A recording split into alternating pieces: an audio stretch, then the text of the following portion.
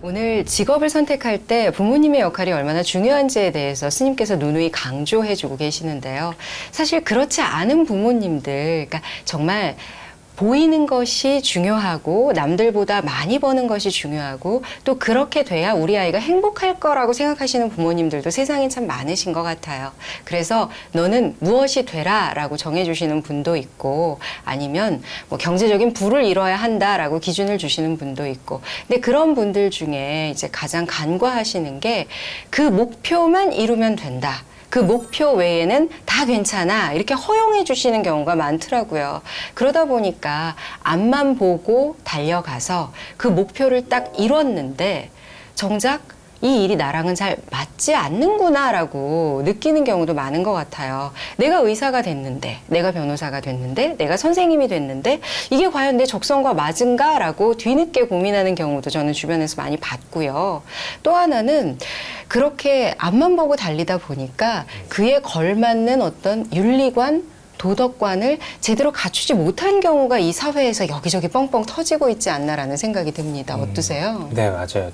특히 뭐 특정 직업을 얘기하는 건 아니지만 사실 국민의 세금을 받고 일하는 그런 관공서나 공무원분들 같은 경우에는 이제 뭐 2년마다 바뀌거나 하니까 자기 있을 때만 안정적으로 있다가 가면 된다 이런 생각들 때문에 뭘 해주려고도 하지 않고 하려고도 하지 않고 그러니 관공서 같은 데를 찾아가면 뭔가 영혼 없는 곳에 와서 뭘 물어보는 것 같기도 하고 그런 경우가 덜어 있거든요, 저도. 네. 근데 스님 이렇게 제 역할을 하지 않는 분들 때문에 이 사회가 받는 피해는 굉장히 많거든요. 아, 저러면 안 되는 거 아니야? 하는 일들이 우리 사회에서 너무나 많이 벌어지고 있는데요. 어디서부터 잘못된 걸까요? 뭐 이게 꼭 지금 세대에만 더 많이 부각된 거냐 할 수는 없는데 사회적인 전체적인 도덕적 기준 그리고 이런 부분들이 상승하는에 반해서 오히려 사회의 뭐 지도층이라고 굳이 표현을 하긴 하는데 네. 또 많은 책임을 가지고 있는 분들이 그것을 나의 권력이라고 하는 또 다른 이면의 모습으로 스스로에게만 이제 치중하고 또 그리고 그만 우리 작가님 말씀하신 대로 아니 그냥 뭐 있으면 되지 그냥 대충 있다가 가자 뭐 굳이 내가 무엇인가를 이렇게 바꿔놓고 더 좋은 걸 만들려고 할 필요 있을까라는 생각을 갖게 만드는 이제 이러한 모든 것들이 이제 뭐가 돼야겠다라는 생각의 틀이 강했을 뿐이지 내가 정말 이것이 된 뒤에 세상 속에서 내가 어떤 역할을 해야 되는지에 대한 거는 하지를 못했다는 거죠. 또 그리고 부모님들이 권할 때 지금 그 당시의 모습에 이게 좋으니까 해. 실제 제가 어떤 우리 신자분 같은 경우는 따님한테 너 사범대 가. 선생님이 시집 제일 잘 가. 라고 해서 사범대 가라고 했어요. 네. 근데 이제 딸이 사범대를 갔어요.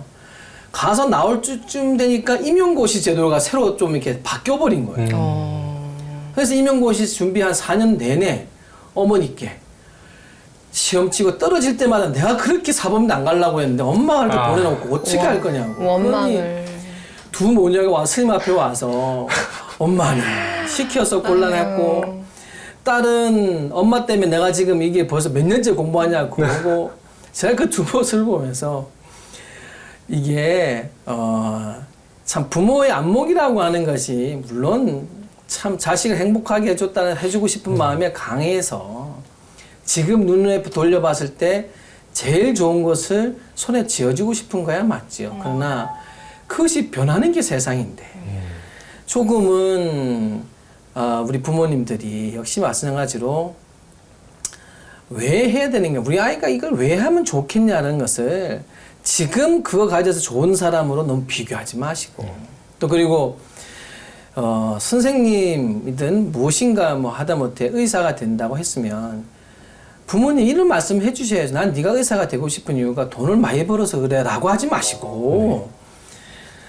내가 병원에 다니다 보니까 참 의사 선생님들한테 치료받고 나서 감사함이 크니까 이왕이면 나의 아들이 너도 그런 삶을 살았으면 좋겠다라는 말을 해준다면 아이가 오히려 의사가 돼도 무엇에 더 집중할 거냐는 거죠.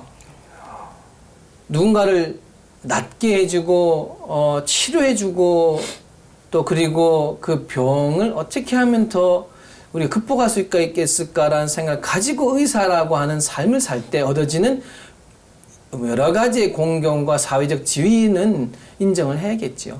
부수적으로 따라오는 그러나 거죠. 그 생각 없이 그냥 그러다 보니까 우리나라에 성형외과 의사가 너무 많아서 네, 피부과 의사도 많습니다. 그러다 보니까 이제 외과 의사가 없잖아요. 네. 맞습니다. 외과 의사가 없으니까 외국에서 공부하신 분들은 모셔야만 되는 실정도 와 있고 지방에 가면은 외과 의사가 없어서 긴급 수술을 못 하고 결국은 이게 누구한테 돌아옵니까? 아들한테 의사 되면 돈 많이 벌어.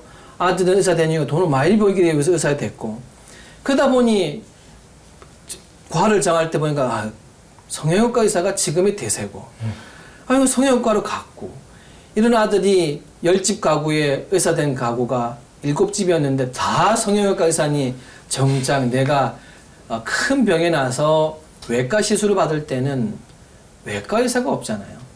이제 그걸 불가해서 공업이라고 그래요. 우리가 뭐 직업의 귀천을 논하기 전에 필요한 이 세상의 것은 너무나 많습니다. 나의 아들은 그거 하면 안 되고 내 아들 말고 다른 아들은 그거 해라고 한다면 정작 이제는 그 일을 하는 분이 없어서 서로가 다 힘들어지고 불편하고 또 서로가 그 고통을 감내해야 되는 그 공업의 순간이 오기 때문에 저는 이 모든 것이 개인의 욕망이라고 하는 것은 개인에 끝난다면 무엇의 문제겠습니까?